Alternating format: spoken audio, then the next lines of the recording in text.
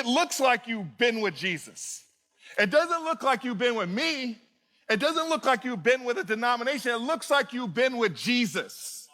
It looks like you've been with Jesus in the way you talk, the way you look at things, the way you behave, the way you spend your money.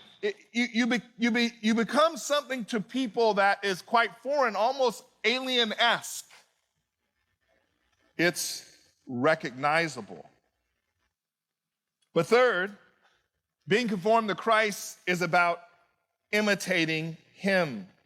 It's about imitating him. It's more like the how of this. And a lot of us know this verse in 1 Corinthians 11:1.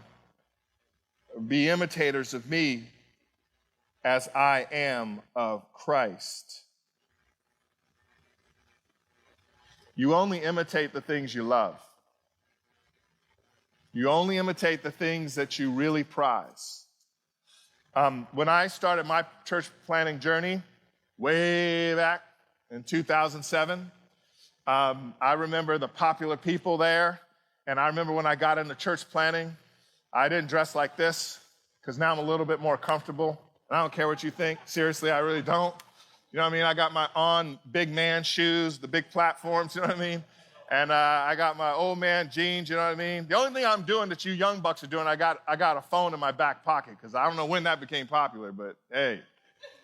But you know, you imitate. So what I did was I saw the hip church planners leading all the movements, and what I noticed is they had like Chucks, and I hate Chucks because they don't support, but I actually bought a pair of Chucks because, you know, I wanted to be like them. And then I had my jeans that kind of had cuts in them, you know what I'm saying? I had a plaid shirt, right? And then you had to put your hands in your pocket like this.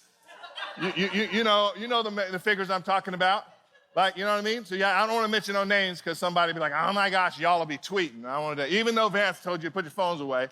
So what I did is I looked at the people that I admired and I wanted to be like them. And I'm reading Spurgeon. And so I read Spurgeon. I was like, man, I need to learn English. So I had to go to the dictionary. And then I was reading Edwards. And then my sermons were like 19 pages long, single space, 8 font with all these soliloquies and logical parallelisms and all this stuff. And what I was doing is I was searching for some model because everybody I met that I thought was successful, I wanted to be like them.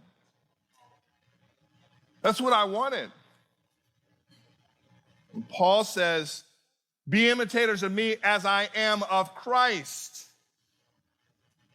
When you love something, you imitate it. You try to imitate them.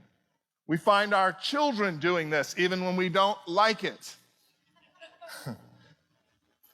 I had the pleasure of moving to Baltimore in 2009 with my family, and we planted a church called Freedom. And the man who now leads it is Jeremy Dixon. I love him so much. And I have 5 kids. As Brother Aaron said, and my youngest son is, in the last year or so, had a call to ministry. He was at Berklee School of Music in Boston, and then he's now at Liberty.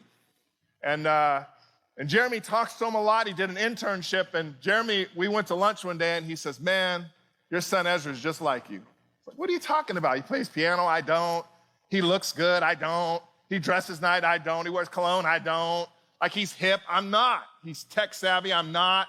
He goes, yeah, but when I text him these long texts, he answers, word.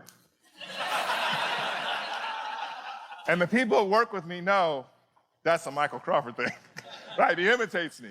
And then when he's with his mom, she'll often text me and says, oh my gosh, this is disastrous. I'm basically dealing with you all over again.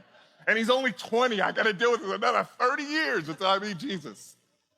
You know, the reality is